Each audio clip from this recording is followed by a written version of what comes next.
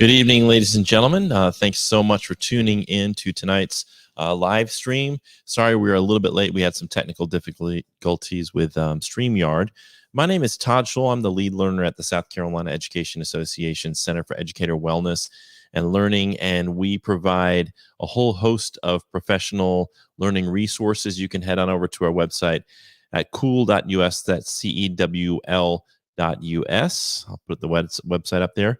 And on that website, you can search for all of the live streams that we do. We embed those on the website, and you can check out past offerings that we've had. There's also a form on the homepage. And if your school or district would like some free professional learning, all you have to do is fill out that form. An email gets sent to me, and we'll get back to you within about 2 to 3 business days to try to coordinate with you on setting up some free professional learning at your school or district. All brought to you by the SCEA and our Center for Educator Wellness and Learning. So excited about tonight's guest. He is a colleague of mine and someone who I deeply, deeply respect, who's done amazing work and is very, very conscious about liberatory design and just social justice. And so without further ado, I'd like to bring on Albert Jones. Albert, how are you doing tonight?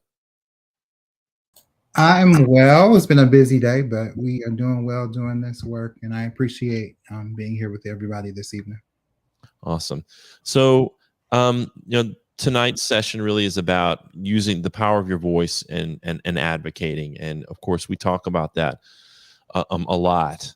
But I feel like your voice is so powerful. I think what you have to say and what you've done to lead help lead our organization, some of our aspiring educators, our early career educators. You came out of the classroom and went and came to work here at the SCEA. Can you talk a little bit about that transition and what drew you to this line of this work in particular at the SCEA? Yeah, so for a lot of individuals, like Todd mentioned, Albert Jones, I taught here in Columbia, elementary ed major. And so I kind of got involved by accident. A member kind of recruited me into the SCEA. And then I started coming to some local meetings. And before I knew it, I was an elected officer. And then from there, I started to do some things statewide, started to attend some national events. And so from there, opportunity kind of presented itself, and I took it as an opportunity to really tap into doing the work of advocacy, doing the work of organizing, and really supporting our members across the state. So this is going into year 2 within this role, and I'm really grateful for that opportunity to really work with our members, work with our education employees. And it's really one of those stories of kind of homegrown and understanding South Carolina.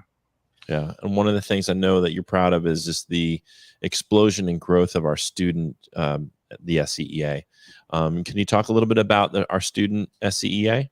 Yeah, so one of the things that we're really, really proud of is that an election season just wrapped up. And for the first time in a while, the student SCEA will have some state officers that really will man this program, our aspiring educator program, which is anyone who's going into a pre-service program in order to become an educator. And so we really look forward to their leadership. You have some folks coming from some HBCUs, as well as the College of Charleston, and then the HBCU is the South Carolina State University. So it's really been a program that I've really been proud of. They've really engaged and leaned into the work of advocacy, the work of really supporting educators and really leading the way right from where they are.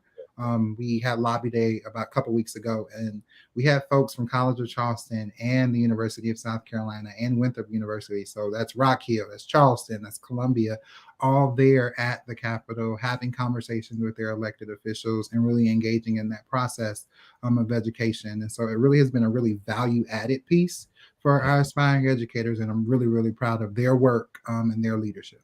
Yeah, and that's so critical that our young people entering the profession have that leadership mindset and have that mindset of being activists and being involved in using their voice in advocacy for the profession. Because I think too many times people go into the profession think they can close their doors and someone else will figure out all that stuff for them. Yeah, that's a big one. We talk a lot about how, they're immersing themselves in right now in pedagogy and instruction and teaching and learning and data collection. But the reality is the business of education the politics of education are still occurring. And so they have to engage in the whole pie, and understanding that, if you're not in the room, if you're not making your voice heard, if you're not working together collectively, these decisions are still happening. They can either happen with you or they can happen to you. 100%. Well, are you ready to dive into your presentation? I am. Yeah, let's jump in. All right. So when we tap into your voice, our power, advocacy, and education, let's first of all just make sure we have a common definition of what advocacy is. So I'm going to use the traditional Merriam-Webster definition, which is the act or process of supporting a cause or proposal. So when we're thinking about this, when we're framing kind of what we're doing, let's just kind of keep that in mind. So tapping in, let's see if my slideshow loading. So let's go ahead and just start off with a land acknowledgement. So we begin by acknowledging that we meet on the traditional land served by the Cherokee people. That's where I am stationed, where my home is.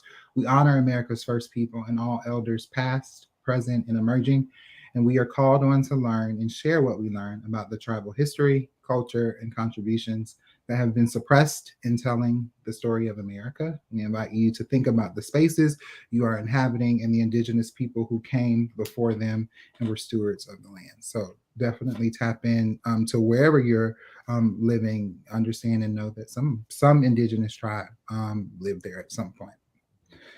So before we even kind of tap in to what advocacy is, let's talk about why this conversation is even essential. First and foremost, I was an educator that kind of started off by closing my door and just doing my thing in the classroom. And so I kind of saw there were a lot of things happening, a lot of decisions that were going on. And I've always been, even as a child, the type of person who asks why. That's a question. I like a justification. It's something that I'm really, really passionate about. And so that's kind of where it came in. The other piece, when we talk about advocacy and why are we even having this conversation, when I say this, I don't say this lightly. I really believe that lives are at stake. And when we talk about the lives that are at stake, immediately you might think students, and that's true. However, you as education employees, your life is at stake as well. Your livelihood may be at stake. So it's important that you engage in this process, and hopefully there's some things that you kind of learn and pick up. So before typing in, these are just some community agreements as we kind of navigate this presentation, this conversation. Feel free to take a moment to glance over those. I'll highlight two of them, one of which being is I want you to make sure that you're listening for understanding. And like I do, when I do this workshop, I always say there may be something that I say that you may have some internal conflict with. That's okay. My contact information will be at the end of this presentation, and I really welcome the opportunity to have discussion and dialogue around this. But I encourage you to really take some time and use that self-awareness and self-knowledge to kind of do some reflection. And the other piece, I'm going to ask that you seek discomfort, that number 7. So these are going to be some topics that you may not have considered, that may be some topics that may differ from you personally versus professionally, differ from the society versus you in your own home. So really lean into that discomfort, because that's where learning occurs. If you look at research and they talk about the brain, one of the statements that I learned a lot during my time in undergrad was, if you're not uncomfortable, you're not learning. If you don't feel uncomfortable, that learning isn't taking place. So I would be remiss to talk about advocacy without talking about why we exist as the SCEA. We've been around for a very long time. Really doing the work of advocacy, organizing, supporting our members, really caring about 3 really large buckets: your wages or salary, your voice, and your time. Those are 3 things that we really feel very deeply about, and we have been doing that for a very long time. If you're on this page watching this live stream, you clicked probably the SCEA's page. So check out some of those resources on our website, on our social media, and things of that nature. So when we go in and we have a conversation about advocacy, we have to understand what power is. And so I'm not saying it in like the science term, but consider this definition. So when we talk about power, we talk about organized people and organized money. And so when we look at this graphic, you will see, a lot of little fish, and each of those individual fish by themselves are not much larger than than that one fish. But when they come together, when they work together, when they do the work of coming together collectively, and I always say rowing in the same direction, you really have the opportunity to flex your power, build that power, and get those issues and get wins on those issues that are widely and deeply felt. So it's really important that you understand that this whole concept of advocacy is going to take collective action, and it's going to take people coming together and really rowing in the same direction. So we're going to dive in and talk a little bit more about advocacy and education. So disclaimer, you will not walk away from this and say, oh my goodness, I am an advocacy specialist. I am going to know everything. I am going to be able to advocate on any issue. This is kind of to get your feet wet. The best growth opportunities when it comes to advocacy is experience. So the more you do it, the more familiar you come with it, that's going to be something that is going to really grow your ability to be an advocate in education. So let's tap in and talk a little bit more about what that looks like. So that's the mission at hand. We here at the SCEA really believe, and that 87% of students go to public schools. That's what the statistics say. So we really believe if we're going to take care of the entire society, education is a people issue, not just an educator issue or not just a parent issue. That person who works at Zaxby's or Chick-fil-A or Burlington or anything of that sort or that nature was a student at one point. And so they really deserve to have equitable opportunities, equitable resources in order to be successful in life. And so we understand and we know that, and because it benefits the entire society, so it's important that we tap into those resources. And here's the question I get the most, but why me? I signed up to be a teacher, not necessarily an advocate. Well, my answer to that is why not you? You are the individual that has 1 or 2 or 3 degrees in the profession of education. You are the expert. You are the one who spent the time, the resources, and it's so important that you put your voice in the room because you've literally studied it for a lot of your life. So it's important that you understand that you can't limit yourself by saying, I'm just a teacher, or I'm just a bus driver, or I'm just this, or I'm just that. You have to recognize and you have to understand, but by you being in that space, in that role, in that place, you are someone who lives and breathes this every day. So we believe, and I truly believe that I lean into what John Lewis says, which you have to make some good trouble, necessary trouble. It requires for you to get into the fight, for you to be aware of what's going on around you, and making sure that you engage. So when I talk about advocacy, and going back to that common definition, a lot of people think I am just talking about having a conversation with the president, the governor, or a state legislature. That's not necessarily the case. Advocacy looks different, and it isn't always happening on the grand scale.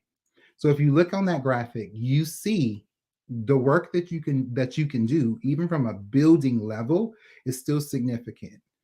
There was one time I remember having a conversation with a member, and it was about the car ride line. And so if you've been in elementary schools, you know that the car ride line is a thing. There are people who get in there like an hour or two ahead. And so one of the things that ended up happening was it just wasn't efficient. And so it was taking like 45 minutes to get through the car ride line. Through the work of like advocacy and not just complaining, but also offering solutions, that member was able to make some changes. It wasn't anything that's like earth shattering, but thinking about your working conditions, something as simple as cutting down the time in your car ride line, opening and closing doors, can in the long term make a big difference. So it's important that you understand that like advocacy is not just that big statement piece. You'll see some videos in this presentation that are some more, larger pieces to this, but understand that advocacy looks like the big and the small, the huge ask and the little ask. And it only happens when you are intentional about paying attention to what's going on, that you're intentional about having conversations and building the relationships with the folks that are in positions of power or have that influence. So jumping in to some of the basics. And so I'll get to what's on the right hand of the screen, but on the left hand of the screen, these are just some of the basics of how would I go about advocating. You're going to want to make sure you understand some of the issues that are going on. You see our framing: together we're stronger, together we're heard. If you do things by yourself, if one person, if Todd or myself were to just say things by ourselves, it only goes so far. Todd knows a lot of people. I know a lot of people. However, we need a lot of people with us in order to impact and have the change we want. I'll talk a little bit more about the media piece in the next slide, but you're going to want to make sure that you engage with other stakeholders. And so that means you may need to kind of think about this may be an educational related issue. However, it's important that you tap into the community around you. The folks that might work park and recreations, or the folks that might work in the local businesses. Understanding kind of who might also care about some of the issues that you were sharing is important for the success. We'll talk more about messaging as we continue, but you're going to want to make sure you're consistent and clear with what it is that you are saying. Follow through. That's huge. If you said you were going to do something, do it. And then also, in addition to reflect. So if it's a situation where there was some action, or you did have a conversation with someone, think about, did I get exactly what I thought? Did the person react?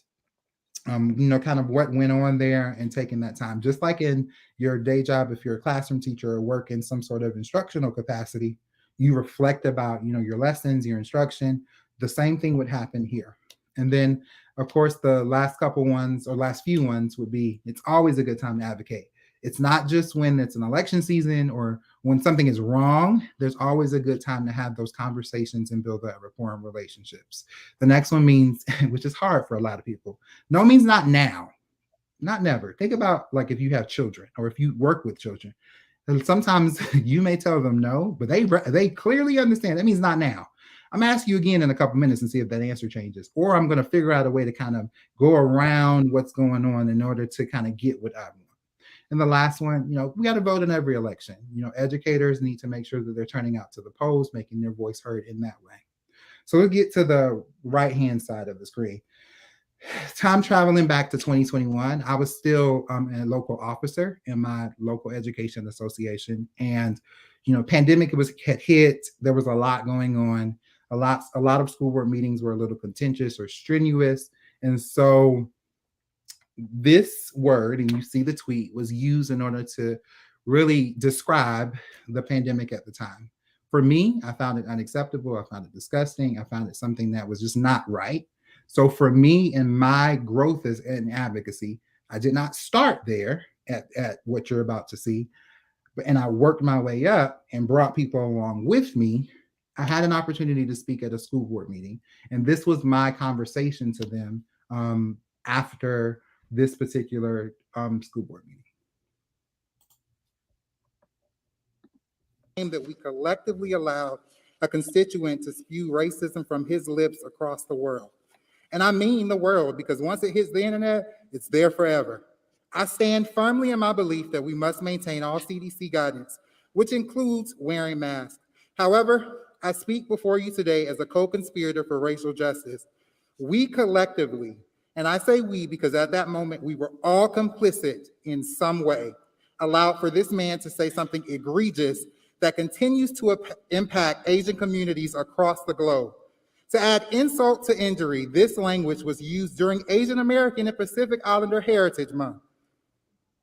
On 3 separate occasions, this person used a racist term for a life-threatening virus, and not one person said anything about it. And I repeat, on 3 separate occasions, this person used a racist term for a life-threatening virus, and not one person said anything about it. Not a single board member deemed it necessary to stop the violence and abuse occurring at that moment. On June 15th. So in that video, I'm going to be completely transparent.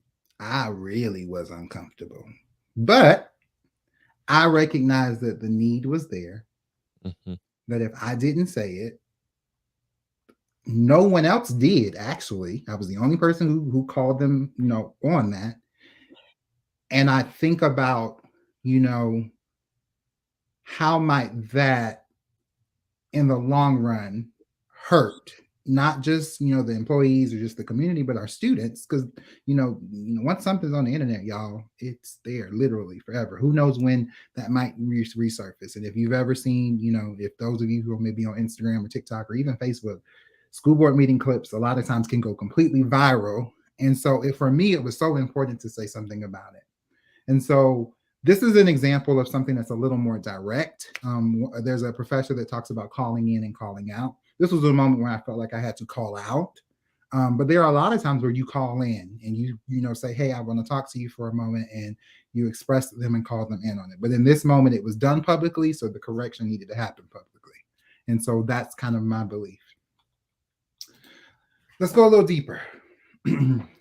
We talked about media, and this is where I want for you to kind of be reflective. And I kind of had some conversations with my friends in New Jersey to kind of frame some of this conversation. I say to you, I think media is a very powerful tool. If you're watching this, you're watching it on some sort of social media device, Facebook. Media is a really powerful tool to advocate and to tell your story. However, you're gonna want to make sure that you do it with intention, that you do it smart. And so these are just some framing for you to consider when you're using media to tell your story. Step one, don't feed the trolls. If there's somebody that's in the comments, sharing it, maybe have something necessarily negative to say, and that this person is someone that is not going to be susceptible to anything other than what they might believe, I would encourage you just to not even engage. It's not worth your energy. It's not worth your mental health and wellness. I wouldn't even do it. The next piece is block, ban, report. I believe in the block button. Sometimes I block people that I have not personally interacted, but I see how you move and it's not for me. So you have to recognize with some individuals, you have to get to the point where sometimes you might block, ban, or report them. The next one, especially for our educators, know your privacy settings, and then perform social audit. So when you tweet or when you post on Instagram or post on Facebook, know what your privacy settings are. Know, what's a friend, what's public, what's this close group, things of that nature. And then the performing social audits one is important because you are not the same person you were, I'm sure, when you first made that Facebook or Instagram or Twitter or whatever account. So while you have grown and developed and changed, those posts that you made stay there. So every so often, every year, maybe every 6 months, however you want to take a look at it, you may want to take a look at that social media and make sure it's reflecting who you want to be seen into the world. As educators this is one that people sometimes go either or with. I'm always intentional not to use like profanity or offensive language in my discussions, because typically I tend to get across better. As educators, one thing you also want to consider is, even if you disagree with something, you can respond, but remain kind. Stick to the facts. Don't necessarily let emotion be what drives you in your discussion. This one is one that's hard. You got to wait sometimes before you reply.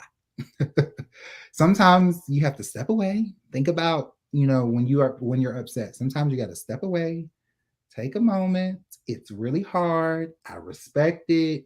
I even struggle with it. Sometimes you want to just clap back. Not always the best thing. So, wait before you reply. And then, of course, remember professionalism. Don't say anything that you're like, I would not want this screenshot and share it to the world. If it's something that you would prefer to have an inner thought or a private conversation with, I would encourage you to do so. So let's get into messaging. So anytime that you're advocating, something has to either be said or written or read or something of that nature. So words are going to be used. So let's kind of talk about what messaging is. I did see a comment about how do we bring this to locals. Please know that I will come. I have come all over the place. So please make sure that you reach out to me. You'll have my contact information. I'm happy to work with any local that might want this presentation or step 2 of this. So diving back into messaging. So this is what a message is. I won't read this to you. You can see it, but I'm going to focus in on the graphic a little bit more. And so for when we talk about messaging, please understand that everything that you say needs to be centered around students, because those are going to be the individuals that are, ultimately impacted. And so when you have conversations and you talk about issues that you may face as an educator, you need to be reflective, going back to the previous slides, and thinking about, okay, this really does impact students. Even, for example, and this is my personal example, when I was in the classroom working as an educator, I had 3 jobs. I, of course, taught Monday through Friday. I served Friday and Saturday, and Monday through Thursday, I was a tutor. So I tutored after school. So even from a wage, a salary conversation, it still impacted students, because I want you to think, I've worked all day from 7 to maybe 3:30, 4 o'clock. And then I would go and work an additional job.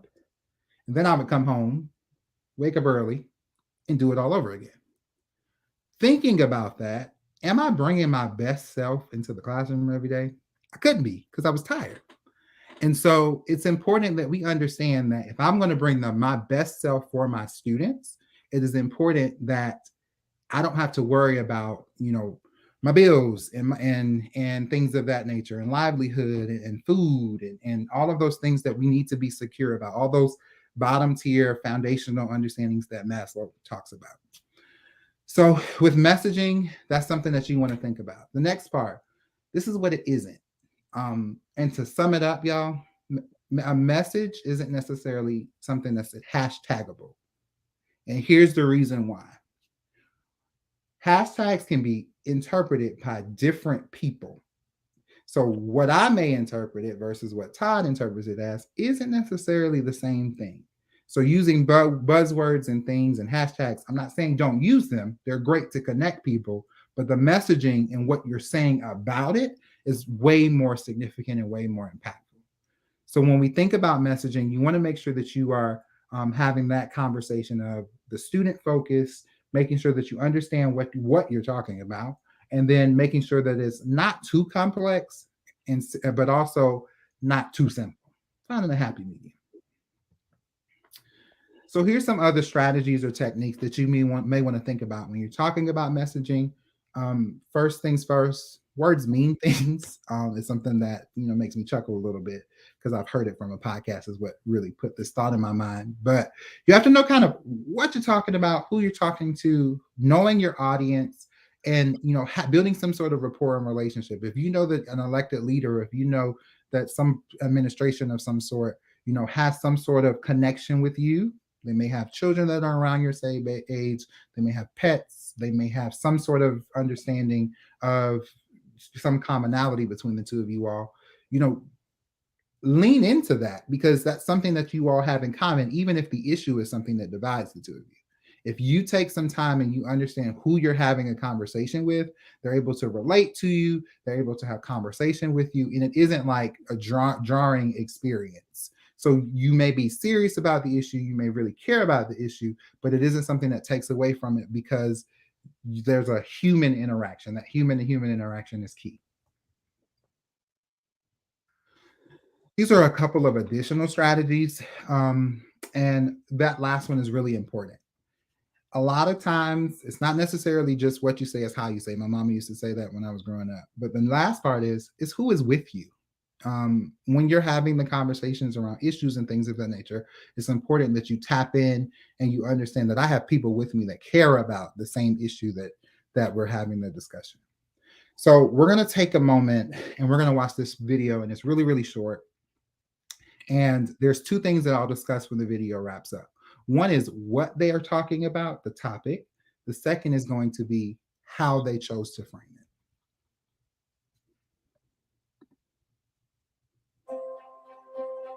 Think back. Remember when you first started to dream? A future flowered with seeds of possibilities, opportunity, college, a life built on beliefs, not budget. Too often, our dreams are deferred by student debt. College costs soar. Politicians cut programs that help, while banks and their wealthy shareholders profit. But together, we can right those wrongs. We can imagine a new road ahead. Can you see it? A future where fate isn't determined by where you're from or the size of your bank account, but how big you dream. Join NEA to create a better tomorrow today.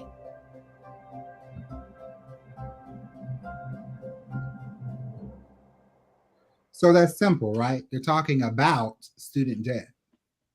But the messaging and the conversation that is around it is super impactful because everyone at some point in life, regardless of your background, you've had a dream of some point of some nature. And so it's important for that you find the moments that you interact and you can build rapport and relationship and the things that are, people feel and understand, and making those human to human connections are super, super, super important. Let me take it to my teacher hat, right? As an educator, they talk a lot about if they don't that students don't care how much you know, what you know, they care about how you make them feel. And a lot of students, have to like you, for lack of a better word, in order to really have a really positive experience in your classroom. And so it's important that we understand that same concept that children may have, it translates into adulthood. All of those experiences, all of that background still stays with you as an adult. And it is so important that you make the relationships and the connections and finding the commonalities. So there are times where you may necessarily be, may be more assertive, or there may be sort of a more adversarial situation going on. But a lot of the times it truly benefits you to get to know individuals, know a little bit more about them, learn a little bit about them on a personal human to human connection. So it makes the advocacy and the messaging even that much more stronger, because it isn't just trying to butt heads. So let's revisit advocacy. Let's kind of bring the messaging in to what we discussed initially. So when we talk about advocating, I want you to put it in the frame that's presented in front of you. This frame should look familiar to you because it is essentially what every educator has done when they wrote a lesson plan. So let's make some connections. So when you prepare as an instructor, you're gathering your materials, you're figuring out, okay, who knows what? If I need to group students, how am I grouping them? I'm having a conversation with a family before the school year starts to make sure I understand more about the student. I'm having the conversation. So you're preparing. In the advocacy world, you're engaging the members and you're having conversations around their issues and what they care about. You're engaging your community. You're thinking about a goal. A lot of times, even in advocacy, where we write SMART goals, and you all know what those are. And so I didn't explain them. And they're going to engage the public as well. So all of those things are important because it gives you a great and sturdy and healthy foundation. You're going to go into plan. You're going to write that plan out. Talk about, what are your targets? What do you want to do? Talk about how do you want to talk about it? How are you going to engage, media on social media or in person? What's your messaging? What's the environment? Is this something that people are even ready to advocate for? Sometimes we say, this needs to change now. But if I'm the only one that cares about it enough to do anything about it, the ground isn't fertile and ready for that change to happen. Something else has to happen for that to happen. You're going to act. That's that follow through piece. Do whatever it is that you're going to say you're going to do. Collect those petitions, or you're going to show up to those school board meetings consistently, or you're going to do that campaign where you're writing your elected official. And so those are some of the pieces that you're going to do. And then, of course, that next piece is going to be to you evaluate. How did it go? Did you do what, was the result what you wanted to happen? Did those pieces work out? I reflected about it. And so I'm going to go to this next one, because when you do all of that and you get back to that evaluation, you end up in a situation where you're back preparing. While you're talking about what's happening, it's kind of, a cycle. You may have gotten what you wanted, you may have not gotten what you wanted, but ultimately it becomes a situation where you're preparing for the next thing. And so it's important that we understand that this thing works, and it doesn't always work perfectly. When you're a teacher in the classroom, every lesson that you teach does not always go perfectly. Sometimes you got to go back to the drawing board and you work it out. When you're advocating, something that you want it to happen may not happen the first time, and you're going to have to go back, have a conversation, engage some folks, see what happened, and then you prepare and you start again in a different way. So this is something that is impactful, but you also have to understand that it requires you to engage in the task, even when it feels as if you are not getting where you want to be at the rate you want to be at it, if that makes sense. So that's something to consider when you're advocating. Jumping into this next piece. These are some, that act part. Here are some tactics or some things that you can employ when you're advocating. The key basis of anything are relationships. They mean everything. It really is important that you have those relationships with individuals. And when I say that, I don't just necessarily mean the people or group of people who are in positions of power. You have to also have relationships with the people who are affected by that same issue. So it's not just a top down, it's a side to side piece as well. It is the long game. You have to be willing and able to kind of stick to it. If you look at any movement, if you look at the civil rights movement, those are not things that happen in one shot. It required multiple efforts, and it really, still even goes on today. I don't think that the civil rights movement itself is over. I think we're living in 2023, with it continuing. So here's some tactics. Here's the one that is the most impactful. And that one is a personal, in front of your face visit. It also makes people the most uncomfortable, but here's why it's the most effective. If I send an email, if I send a text, or if I pick up the phone and call, those things can be highly, highly effective. However, people get some plausible deniability. Oh, I didn't get it, or oh, I missed the call, or oh, this, or oh, that. So what ends up happening in a personal visit, a one-on-one human interaction, it's much harder for them to ignore you. And it's much harder for them to be in a situation where they are immediately like, no, and no, you can't do this, or no, you can't have this, or no, this can't exist. And so it's important that you understand that that personal visit is so important, because it really creates an opportunity for you to build human to human interaction. Even on StreamYard, as we're on this Facebook Live, I know Todd well enough to read his facial expressions and things of that nature, but that only happened because we spent time in person. If I would have only met Todd within like a Zoom screen or through text message, understanding more about him would be something that would be a barrier.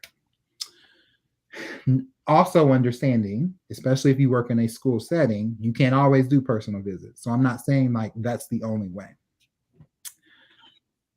Towards the bottom of this, here's some opportunities as far as some tactics that you can employ.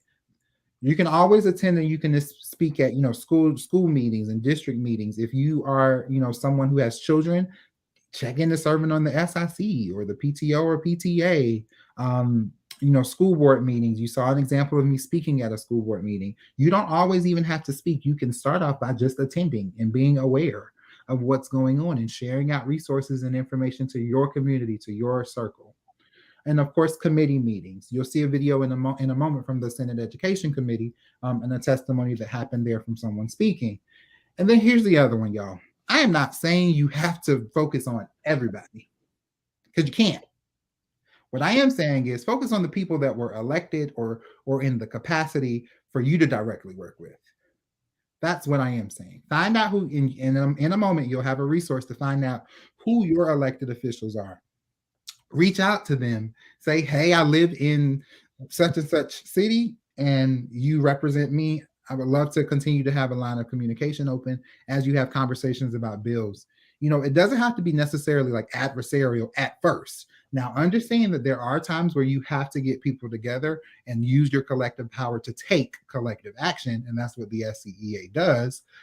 But the relationship building, that rapport is super, super important throughout. So we're going to watch this video, and this video is twofold. You already saw some, a real life example of advocacy, and this will be an additional one. However, this one has a message that we'll dive a little deeper into as well. So let's take a moment and take a look at this one.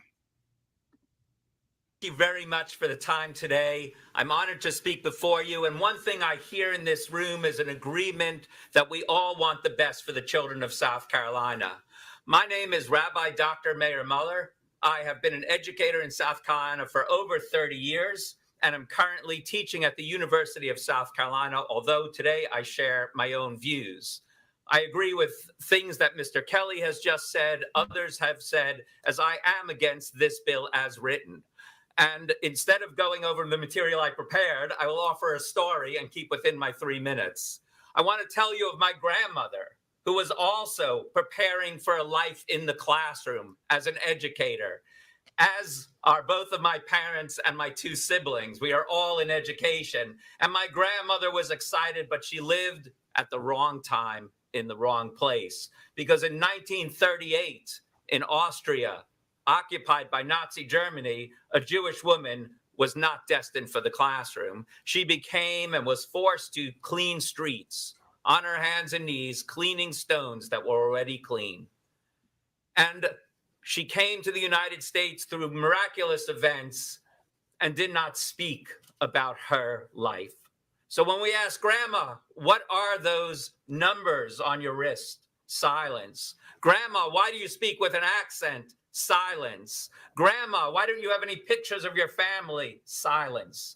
Decades of silence until she was older. And almost at the end of her life, she began to share. And one of the things that my sister clearly remembers is the first thing she shared with her, as she knew we were getting ready to be teachers, is they came for the teachers first. They came for the teachers first. They told us what textbooks were allowed, what were not, what standards are allowed, what were not, and then eventually who was allowed to teach and who is not. We live in a fine state, a state that did not accept national standards. We created our own. We live in a state that has wonderful teachers. And I will say that this bill will have a chilling effect on our teachers. And we know we have 1,400 teacher vacancies right now. I teach in a classroom of students who are worried about what they will face in the classroom. So I ask you to either reject this bill or amend it, as we have heard from speakers earlier. And I thank you for the time. So that video is a really strong example of advocacy. But more importantly, I want for anyone listening or that will be listening, that concept of they came for the teachers first, those sends chills down my body. And it's important that you all understand, and we'll talk about some first steps and some things that you can do right now in just a moment. But it's important that you understand that when I talked earlier about lives being at stake, I didn't say that lightly. You engaging in this process, you advocating, you working to do that work is essential, because students like me who kind of have some adverse childhood experiences, and really, to be quite frank, I did not grow up in the most suburban areas. Public education, I don't say lightly, it saved my life. And so as you are advocating, as you're doing this work, I want for you to make sure you're taking the time for yourself and you're making sure that your cup is full, but understanding that this work is serious and that it's something that you must engage in, and you must do it now, because you don't know what happens if you wait. And actually, I'm going to say that wrong. We do know what happens when you wait. Nothing changes if nothing changes. And so it's important that we engage, that we tap in. And here's how you can do that. The first of which is, this presentation is something that I will bring to your area, that I will work with you, that I will take you on to the next step. But that's something that we take very seriously for our members of the SCEA. So you can go to jointhescea.org, or you can tap into those resources in order to become a part of the SCEA family. Take two, couple of slides, or it might have been the last slide. We talked about getting to know your elected people. So if you go to the scea.org/ledge contact, or scan that QR code if you are not on your phone, it's important that you type in that address, and you will find everybody from the local level to the federal level that represents you along with their contact information. So tap into those resources, get to know those individuals, become someone that they understand as an educator and that is watching and that is having conversations about education and isn't just a passive entity. So those are two ways that you can kind of start this journey, do your first steps, and really grow. Which leads me to put this all together. This is not for all my English teachers. This is not like the super grammatically correct question. So we're gonna let that go and give me grace on that one. When you put it all together, this is what happens. You have who, figure out who that problem is, what are the most effective tactics? What are your activities? What are your actions that demonstrate and leverage the power? Whom, who are those, key decision makers? Who do you need to be reaching out to? And these are not necessarily just the people who will make the change for or are in the position of power. These are also your community members, your fellow education employees. And so when y'all know, if we don't say when something will happen, it typically doesn't. I have some clothes that I need to fold that are laying on a couch. I need to put a win on that because I know I'm not doing it tonight. So and then the last one is being how what are your resources that it will take in order to achieve that change? Time, your people, there may be financial pieces, maybe energy, how much time will you allot each day to a particular issue? And so when you put it all together, it's who will do what to whom, when, or how much. So I want you to kind of keep that as a frame. It's something that could support the work that you do when you're advocating. I will only, we got the time. I'm gonna play both of these. So these are what our members say about the SCEA that I think that will be impactful for you to hear, and understanding the work that we do and why it's important for that you connect, and also will fuel you in the work that you do in advocacy. So just so much hearing from some of the other speakers, realizing that, I'm doing the right thing, even if I'm getting pushed back, and standing up for my kids is always the right thing to do. And just, just being here, hearing that. So that is one of our members. And so here's another one. That's what's been empowering. Going to the different sessions that I did in True Colors and I did in Mindfulness as well. Knowing that there are a group of people, or we have an organization that's out there who's willing to offer these services to our schools, to our district, and that we're not in it alone. And for the most part, for teachers, we don't need a lot. Like, we would love money, but money is not the reason why we enter this profession. Like, we just want recognition. We want somebody to know you are stressed. And here are some things you can do with just acknowledging, what we do is very valuable and we need people to advocate for us. So this organization most definitely is an organization that really asks for us. I'm also part of the Entrepreneur Local, so that's how I know all those things. Yeah. So those are just two of our members, unprompted conversations. This is not like an ad, but it became an opportunity for them to just speak about a conference that they attended. And, not a shameless plug, but we will be doing this Aspiring Educator and Early Career Educator Conference again come April 15th. And so that information has been out. If you go to thescea.org/strongconf, CONF, you can find out more information in reference to that. So I want you to understand that this is the work we do and we do it well. And so we really appreciate and support that work for our members. And I always say we do things with you, not just for you. So these are some ways that you can take action now. We've talked about joining the SCEA family, and I would encourage you to do so. These other two resources, you have the opportunity to touch base in. The top right one is something that we do. It's called I Wish My Legislator Knew, where you can share some information, tap into some resources, but also kind of share that story. What's something that, you wish a legislator knew, like you didn't have time all day to use the restroom, or, students needing, the opportunity to move around, but the classroom I'm provided is smaller than my bedroom. And so understanding that, sharing those resources. The bottom one is our Action Center. I would encourage you to kind of go to the scea.org/action. You can take action on a variety of things like the censorship bill, like the voucher scheme, all of those things that exist. You can take action on by going to the scea.org/action. I would encourage you to do those things. Get connected and do that work of advocacy now. And here's the key: share it with someone else. So I've come to the end of my time. As far as presentation is considered, you have my contact information. You see it on the screen.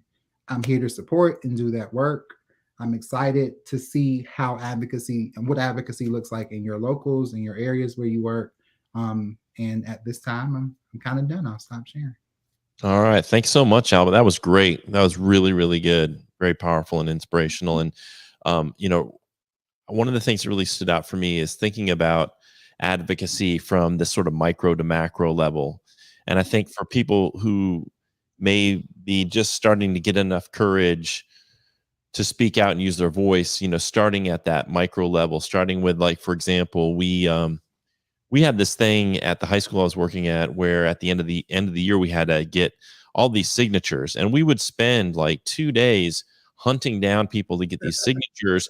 The media specialist, the custodian, all these different people, and you'd hunt them down. They wouldn't even be in their office. Then you'd have to come back, and we had a huge campus. So I thought, well, this is crazy. And other teachers were complaining about it. So I went to the principal, but I had a plan and I had an idea. I said, what if we got all those people into a room over a, say 3-hour window, and we all know they're going to be there and everybody can go and get all the signatures at once. She not only didn't do that, what she did was she said, I'll tell you what, I'll go one step further. You don't have to have those things signed as long as you all agree that if there's something that needs to be done, you will come back in the summer if it's not done. If you sign off and say, I've done all this stuff, but if it's not done, you come back. So then all of a sudden we didn't have to do that anymore. And it saved us hours and hours of work.